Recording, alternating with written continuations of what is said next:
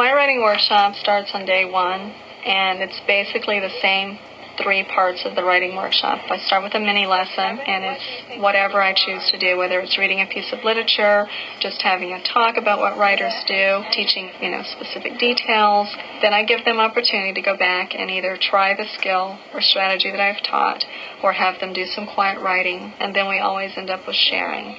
And my mini lessons might change. My quiet writing might not always be quiet. We may be doing partner writing. And my sharing might either be whole class or in small groups. So we're always doing the mini lesson, the quiet writing, and the sharing. I wanted them to be able to write about an experience that they have lived, because I find that writing about things that you know about, the writing is more vivid and more interesting. I wanted them to begin a piece that might be something fun to do with a memory of a childhood and pretending. And I came across the story Rock Suboxone. As you're listening to the story today, think about, what does that remind you of? Did something like that ever happen to you? And I thought that would be a fantastic book for the kids to be able to connect to, because it's pretending, it's about a special place, it's about playing with your friends, and I knew that the kids would really get into that. Not one of them ever forgot. Years later, Marion's children listened to stories of that place and fell asleep dreaming dreams of Rock Suboxone. I wanted them to have plenty of opportunities to plan before they started writing, because a lot of times students have great ideas, but to get that out and verbalize is very difficult. When I read the story this summer, I had just returned from a trip to Arizona, which is where the author is from. And when I read the story, and it talked about all the cactus, it reminded me of being there in Arizona. And it was so different than any other place I'd ever been to. And so what I did is I drew a picture of what I remember from my trip to Arizona. So the story Rock Suboxone reminded me of my trip. Having them draw first and then be able to share in small groups, and having the children interact, maybe asking questions about their picture, would give them many opportunities to think and rehearse what they were going to write about. What we're going to do is we're going to start a new piece about the memory that you have. So whatever you drew and whatever you shared with your partner is what you're going to be writing about today. Remembering all those things that good writers do. All those things we've learned all year. After doing our first draft, we always share to give the writers feedback. What I would like you to do today, Marina, is to share the piece that you worked on today. And we are going to be listening for some great parts that you have included in your piece. At the beginning of the school year, the kids were very eager to tell other people what they should and should not have done, and that's not acceptable. So a lot of modeling through the sharing time is very important. When I hear good things that the writer's done, I will say, yes, I noticed you had a great simile. That's what a good writer does. They use similes. By the end of the year, they have heard all the vocabulary of writers. So the quality of their comments have definitely improved. John, I liked how you elaborated and used transition words. The kids know the routine. It's very predictable. We do it every day. And so they know exactly what to do. They feel very comfortable with that.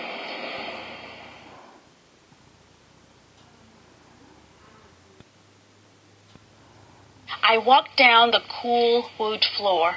Usually we start out a writing class with some good literature. If they listen to good models of writing, that should also improve their writing as well. We start out by just exposing the children to a lot of memoir reading, because the children are involved in writing memoir essays. I'm using the book Baby by Patricia McLachlan.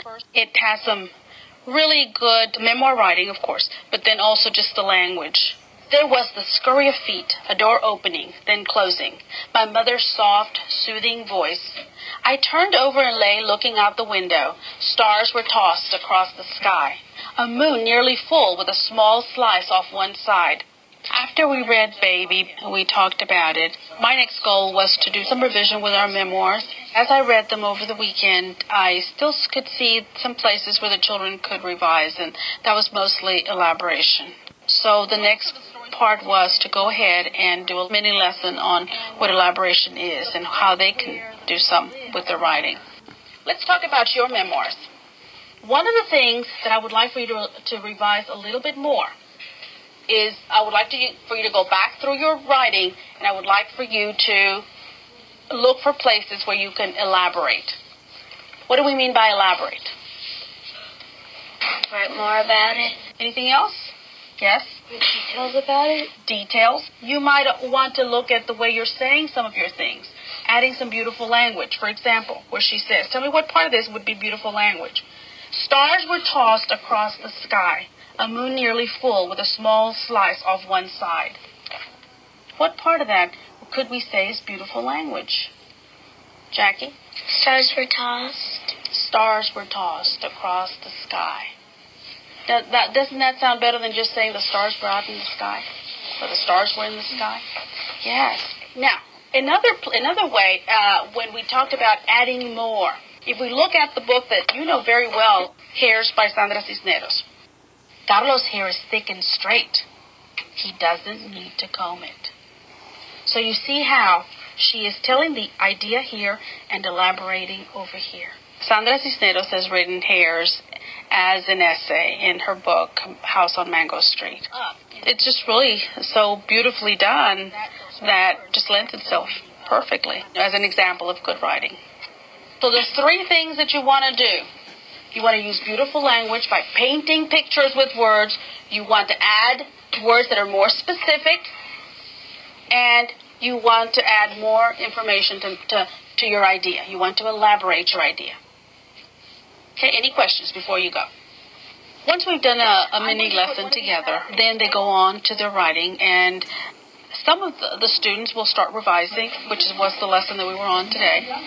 I walk around making sure that everyone is understanding what they're doing. So if they do have questions that I can help them with.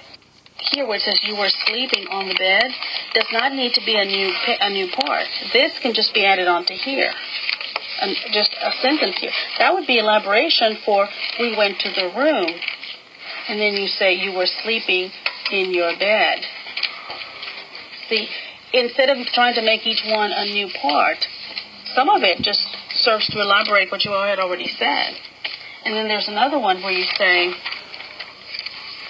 in fact, you could even add this to here. I picked you up for the first time. You woke up. You said, goo, ga, and smiled. So some of these could just be combined to make them elaboration. Okay, very good. Close your folders. Some children want to share the revisions. We just want to do one or two. Let's start with Delmy. Tell me again how you forgot the food and everybody was starving, so you brought more food. You got in the car and drive fast to the store. You brought nachos, cake, and candy, and my dad helped us make the food. Some of the revisions that they have done in the past have come from different conferences that we've had. These are the parts that she added that were not there before. That's a revision. That's where she elaborates by saying, my mama got in the car, drove fast, and got us some more food. When they hear good writing and they hear the rhythm of the language and they see how great it sounds, it just becomes natural to them. Good job, Delmy.